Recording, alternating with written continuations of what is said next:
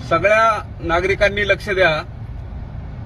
सध्या गॅसच्या वितरणात थोडा तुटवडा येत असल्यामुळे सर्वांना लाईनला उभं राहावं लागत आहे आणि नवीन सिस्टमनुसार ओटीपी आल्यानंतरच आपल्याला नवीन गॅसची डिलिव्हरी दिली जात आहे। परंतु या गोष्टीचा फायदा सायबर फ्रॉडवाले लोक घेऊ शकतात। आपल्याला कुठल्या तरी अननोन नंबरवरून एपीके फाईल पाठवतात, त्यावर ती गॅसची किंवा महानगर गॅसची, एचपी गॅस किंवा भारत गॅसची असल्याचे दाखवले जाते।